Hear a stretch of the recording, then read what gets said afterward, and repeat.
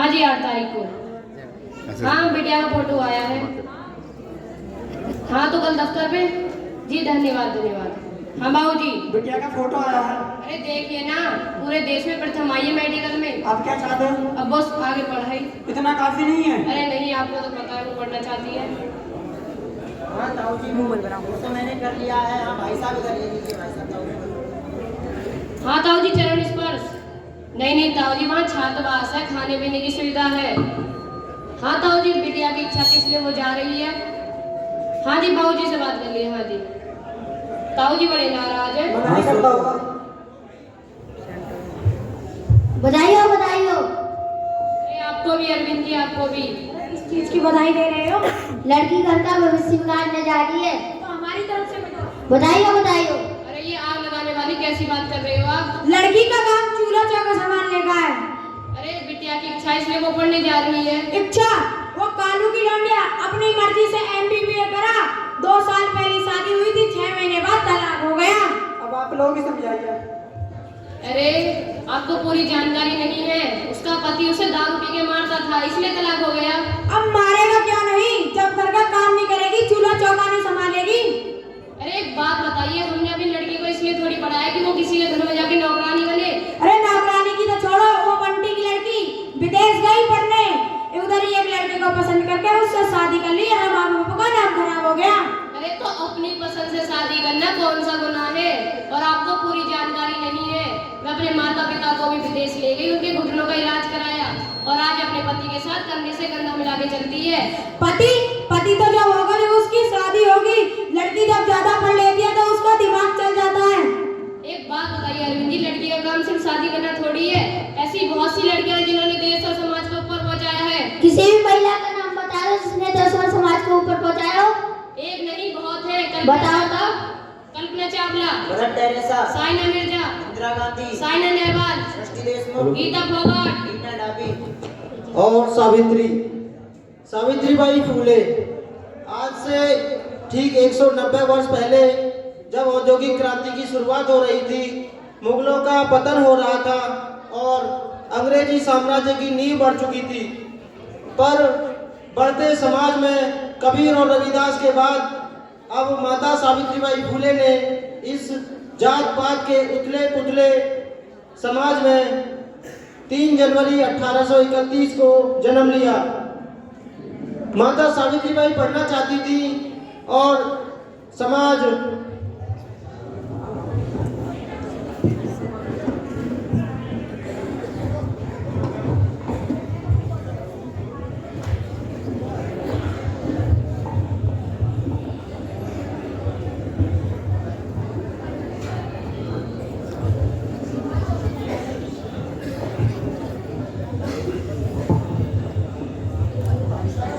सावित्री तुम समझती क्यों नहीं हो? इसमें समझना क्या है बाबा?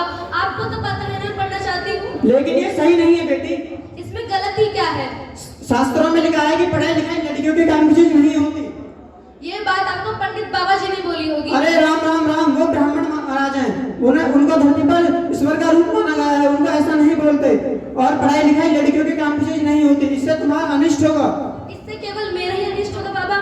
जो इतने सारे लड़के विद्यालय में पढ़ने जाते हैं, पढ़ने से उनका अनिष्ट नहीं होता कभी?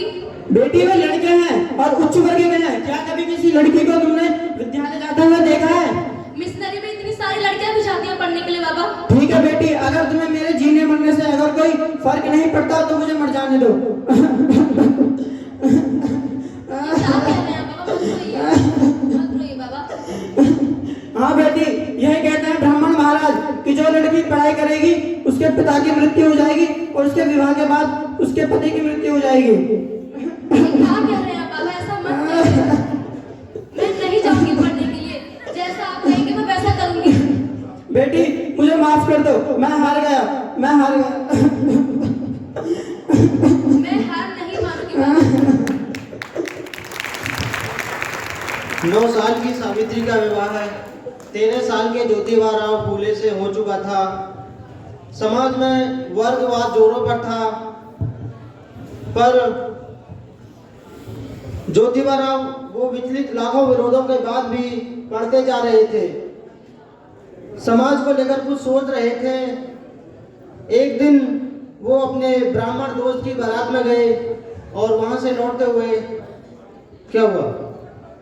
अरे समझते क्या है ये लोग अपने आप को? अरे क्या हुआ? अरे क्या हुआ, अपने मित्र के विवाह में गया था, वहाँ कुछ लोग मुझे देखकर घुसुर घुसुर करने लगे और एक तो ऐसा कहने लगा कि अंग्रेजी शासन ने तुम्हें मनमानी करने का लाइसेंस नहीं दे दिया है। अरे शांत हो जाइए, फिर आपने क्या कहा? मैं क्या कहता, चुपचाप सुनता रहा। ये जात पात के पागलपन के बारे में मैंने तुम्हें बताया था ना सावित्री। ज्योति, हम नीची जाति के लोग हैं बेटा, हम उनकी बराबरी नहीं कर सकते। क्यों नहीं कर सकते बाबा? जो सच है उसे मान लो बेटा।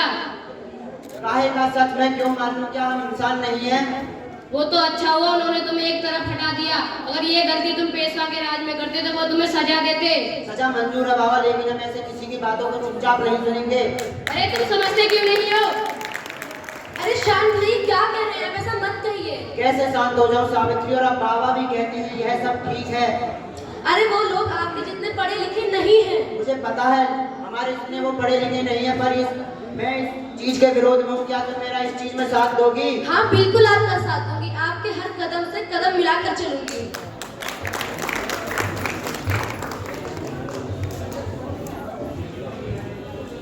महात्मा ज्योतिबा राव के दिमाग में उथल पुथल मची हुई थी। वो शिक्षा को सामाजिक उद्धार का हथियार बनाना चाहते थे, पर कुछ समझ नहीं आ रहा था। फिर एक दिन मैं चाहता हूँ कि स्त्रियों को भी पुरुषों के समान शिक्षा मिले। खैर मैं भी किससे कह रहा हूँ, शायद यह सब बातें अभी तुम्हारे समझ में कहाँ आएंगी सावित्री। सही कह रहे हैं आप। नहीं सुनना चाहते हो बात जहाँ स्त्रियों के समानता की बात न होती हो, जहाँ उनके नाम पर उन्हें शिक्षा का अधिकार न मिलता हो। क्या कहा तुमने? यही कि आपका विचार तो बहुत अच्छा है, पर आप इसके लिए कर क्या रहे हैं? क्या कर रहे हैं मतलब? तुम्हें पता भी है समान अवसर का मतलब? शायद नहीं, हम एक समान भी तो नहीं। हाँ तो मिलनी चाहिए स्त्रियों को समान शिक्षा, मैं तो इसके पक्ष में हूँ। लेकिन जब स्त्रियाँ ही नहीं पढ़ना चाहती तो इसमें मैं क्या करूँ? लेकिन वो पढ़ना भी चाहे तो उन्हें पढ़ाएगा कौन? हाँ सो तो है, लेकिन अगर तुम पढ़ाओ तो? मैं नहीं, मुझे पढ़ना नहीं आता। चलो फिर मैं तुम्हें पढ़ाऊंगा। आओ जल्दी यहाँ बैठो, हम आज ही से शुरू करेंगे।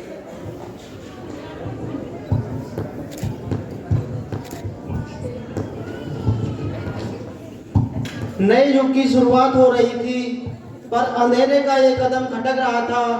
वो इसे बुझा देना चाहते थे।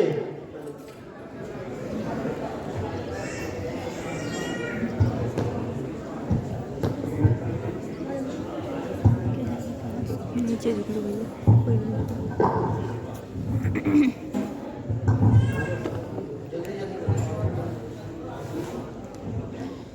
रोहित जी वो आपने सुना? हाँ सुना और समझ भी गया। महाराज मेरे कुछ समझ नहीं आ रहा है, आप क्या कहना चाहते हैं? अरे तुम्हारे नासमझी में तो बात यहाँ तक आ गई है। अरे कब तक इस नासमझी में दाखिल रहोगे? एक दिन में आएगा जब हमें खाना पूछा भी नहीं पूछेगा। वैसे ही मेरे कुछ समझ नहीं आ रहा है। ज्योतिराव फूले का करें तो क्या करें, ऊपर से सावित्री। अरे जब यह पढ़ने गया था जब मैंने इसका विरोध किया था कि देखो हमारे लिए खतरे की घंटी बनता जा रहा है, और ये घंटी एक बार हमारे गले में बन गई ना तो बांधे पूरे गांव में घूमते रहेंगे, फिर लोग हमें छेड़ेंगे, फिर जब उन्हें मारने दौड़ेंगे तो हम डरेंगे नहीं, हंसेंगे हम पर, ताली पीट पीट कर हंसेंगे। तो फिर हम क्या करें रोहित जी? करना क्या है? जो कुछ करना है वो तो मैंने सोच लिया है। अब जैसा जैसा कहता जाऊं वैसा वैसा करते जाओ, फिर शाम का फल भी गुजरा जाएगा और घंटी तो बंधेगी, पर हमारे गले में नहीं, मंदिरों में। आओ मेरे साथ। जी महाराज।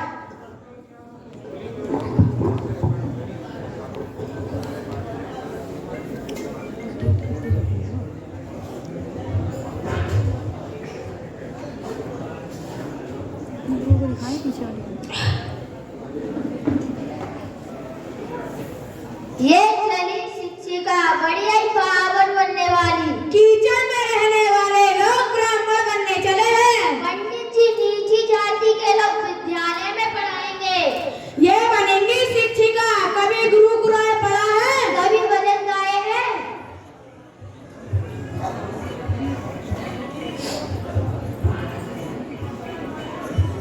आ गई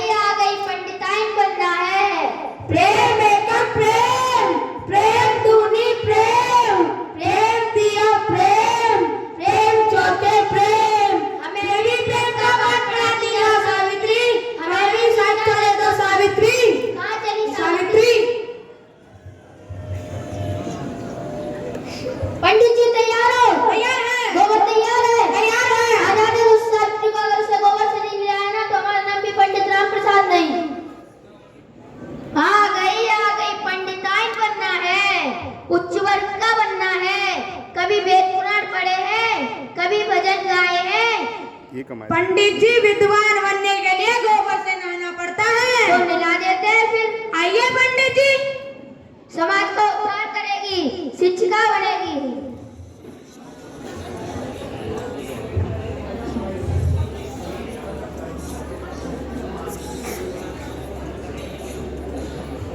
हट जाओ मेरे रास्ते से। तुम ऐसा नहीं कर सकती सावित्री। तुम धर्म के उल्ट काम कर रही हो सावित्री। लड़की पढ़ लिख कर गलत रास्ते पे चली जाती है। एक अकेली स्त्री का रास्ता रोकने वाले मुझे बताएंगे सही और गलत। मैं तुम्हें चेतावनी देता हूँ सावित्री, अपने घर लौट जाओ, वरना वो जो कीचड़ तुम्हारे चेहरे पर पड़ा था वो तुम्हारी साड़ी और तुम्हारी इज्जत पर भी पड़ सकता है। मैं अपने फैसले पे अटल हूँ। मैं भगवान से प्रार्थना करूंगी तुम्हारी सद्बुद्धि के लिए। हे सावित्री,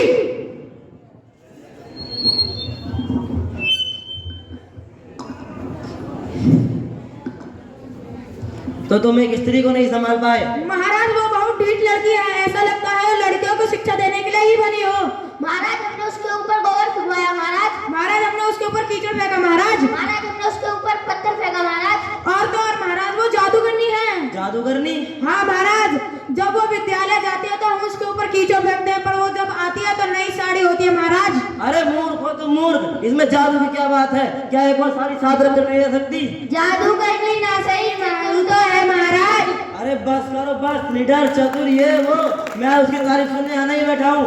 मुझे किसी भी कीमत पर ये कन्या शिक्षा विद्यालय बंद चाहिए, बस।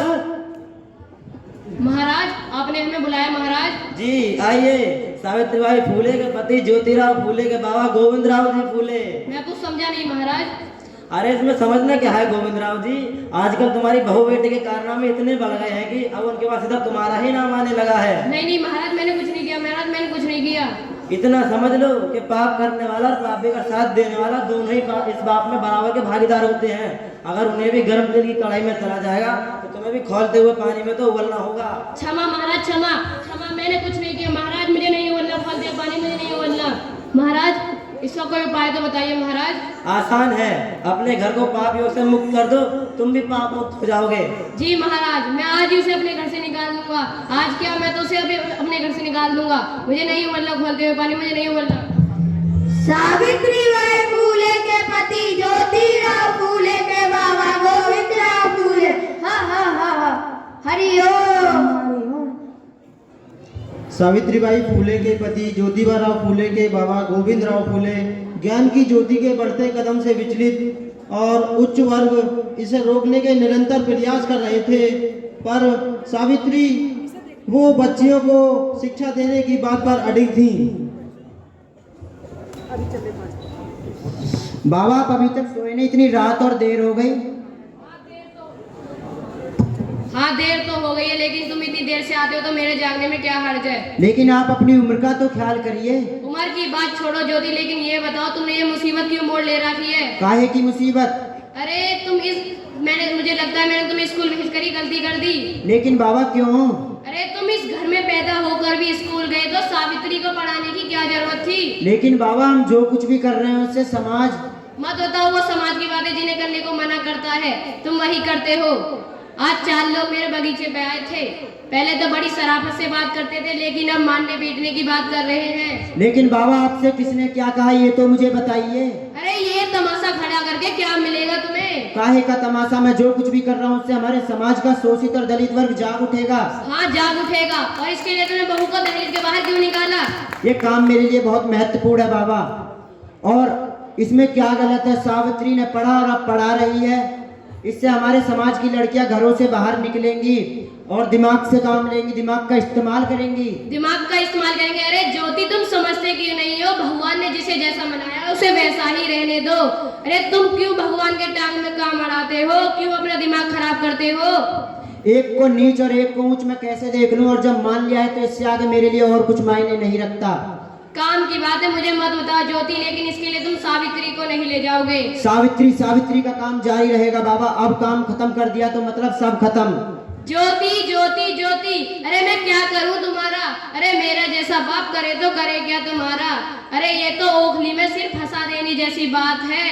अरे सर पर मूसक पड़ रहे, मूसक। ज्योति मैं आज उन लोगों को वचन दे के आया हूँ, या तो तुम दोनों स्कूल बंद कर दोगे या मेरा घर छोड़ दोगे। लेकिन बाबा हाँ ज्योति हाँ, अब मैं तुमसे कैसे कहूँ कि ये घर छोड़ दो, सावित्री से कैसे कहूँ ये घर छोड़ दो, लेकिन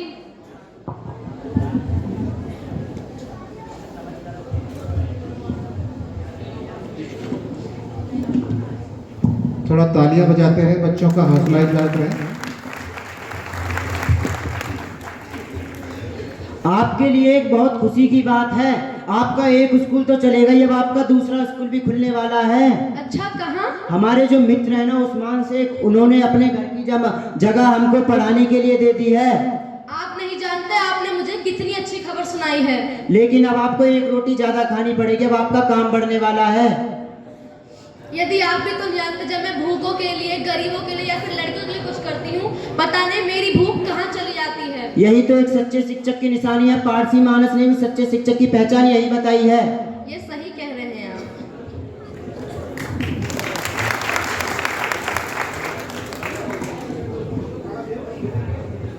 बहन फातिमा, आपका बहुत बहुत धन्यवाद। आपने हमें रहने के लिए जगह और बच्चों के खोलने के लिए स्कूल दिया। इसमें धन्यवाद की क्या बात है, ये तो हमारे इंसानियत के नाते फर्ज बनता है कि आपके अच्छे काम के लिए हम आपका साथ दें। धन्यवाद करना तो इनका कीजिए जिन्होंने आपके लिए आपको इतना कामयाब लाके खड़ा कर दिया। आपको देख के जो दूसरी औरतें जो घर से नहीं निकलते वो प्रेरित होंगी, पढ़ने की उत्साह जागेगी।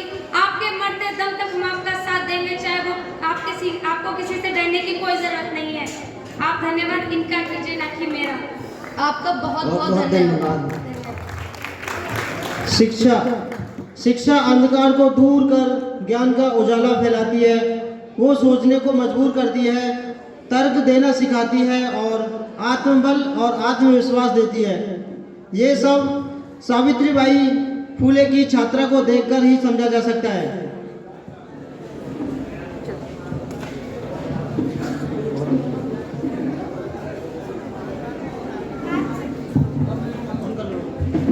आप सभी को मेरा जय भीम। निबंध का नाम है मैं और मेरा धर्म। ब्राह्मण कहते हैं कि वेद प्राण केवल उनके अधीन है। क्या केवल वह ही इसे पढ़ सकते हैं? इसका मतलब साफ है कि यह हमारे धर्म ग्रंथ नहीं है, क्योंकि वेद प्राण केवल ब्राह्मण के लिए है, तो ये हमारा धर्म कैसे हुआ? वह उनका धर्म बनता है कि वह उसका सारा आचरण करे।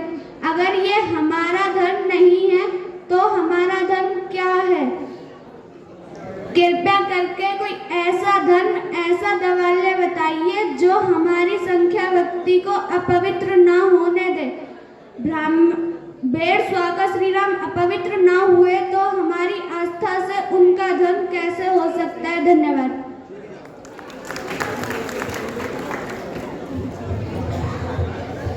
आज मुझे देख लीजिए, मैंने MBBS के बाद एक सरकारी दफ्तर में डॉक्टर का कार्य कर रही हूँ। मेरा परिवार बहुत ही गरीब था। खाना खाने का बंदोबस्त बड़ी मुश्किलों के बाद किया जाता था। मेरे पढ़ने की वजह से यह समाज के लोग मेरे पिताजी से घृणा करते थे और मुझे भी परेशान किया जाता था। लेकिन मैंने अपने मन में ठान रखा था कि माता सावित्रीबाई के कर कमलों और उनके आशीर्वाद को आंखों तले रखती हूँ। भारतवर्ष की पहली शिक्षिका महिला के चरणों में सशक्त नमन करती हूँ, जिनकी वजह से हम लड़कियों को पढ़ने और आगे बढ़ने का मौका मिला। धन्यवाद।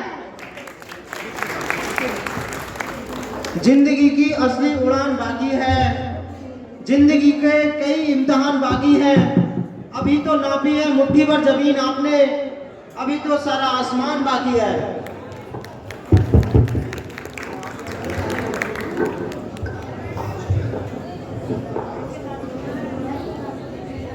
जैसा कि आप सभी जानते हैं कि शिक्षा हमें क्या देती है। शिक्षा हमें रोशनी देती है, शिक्षा हमें आवाज देती है, शिक्षा हमें रोशनी देती है, शिक्षा हमें आवाज देती है, शिक्षा हमें आत्मनिर्भर बनाती है। हमारे जीवन में सबसे महत्वपूर्ण शिक्षा है। शिक्षा हमें सम्मान भी देती है, शिक्षा हमें रोजगार भी देती है। हमारा भी पढ़ने का मन था, लेकिन इस समाज को लड़कियों का पढ़ना अस्वीकार था। हमारे माँ बाप ने पढ़ाया, बड़ी मुश्किल से घर घर जाके काम किया। पढ़ते पढ़ते शादी कर दी गई। शादी करते हुए, माँ के दिखाए हुए रास्ते पर चलते हुए हमने अपने पति की बहुत सेवा की, लेकिन हमारे पति के अत्याचार बढ़ते गए। लेकिन समाज को देखकर और अपने बच्चों के भविष्य के खातिर मैंने उनके अत्याचार बहुत सहन किए, लेकिन उनके अत्याचार इतने बढ़ते गए कि एक दिन सहन करने की सहनशक्ति टूट चुकी थी। तो मैंने घर घर जाके मुश्किलों से काम किया, अपनी छूटी हुई वकील की पढ़ाई को पूरा किया।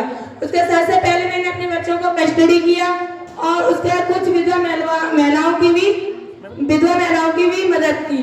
लेकिन ये सब जब संभव हो पाया है माता सावित्रीबाई के पहले पग के द्वारा। अगर वो उस टाइम महिला सशक्तिकरण पर जोर नहीं देती तो आज महिला सशक्त होकर बिल्कुल नहीं जी पाती। कुछ हालात नहीं बदले, परिस्थिति नहीं बदली, लेकिन लड़ने का जुनून जरूर मिला है। धन्यवाद। जय भीम, नमो बुद्धाय। बहुत अच्छे बच्चों, आप लोगों ने नितांत भावुक, उसके बाद जोरदार भाषणों से अपना जो प्रस्तुति दी है वह हम हमेशा याद रखेंगे। बहुत बहुत धन्यवाद। इसी बीच हमारे बीच डॉक्टर नीरज टंडन जी आ चुके हैं, जो नितांत कर्मठ विभूति हैं, जो पंचशील बालक इंटर कॉलेज नोएडा के प्रिंसिपल हैं और साथ ही महामाया इंटर कॉलेज के भी प्रिंसिपल हैं। संयुक्त रूप से दोनों विद्यालयों का कार्यभार देखते हैं। I belong to Kasma Greater Noida. Firstly, I want to pay the word of thanks. That one person who gave me a golden chance to present myself on this podium. Now, I am going to tell you something about my topic. My topic, Mata Savitribai Phule birth anniversary. Mata Savitribai Phule, an Indian social reformer and educationalist. She is regarded as the first female teacher of India. Savitribai Phule was born 3 January 1831 in village Nagon in Satara. In 1814, Savitribai Phule married to 13-year-old Jyotirao Phule. In such a situation, Mahatma Phule started the first school. In 18th century, women were not allowed to read and write. She did not give up her noble cause. Savitribai Phule is real inspiration for all of us. Thank you. यहाँ पर आए हुए सभी अनुभवी और thank you ma'am. कृपया तालियां बजाते रहिए।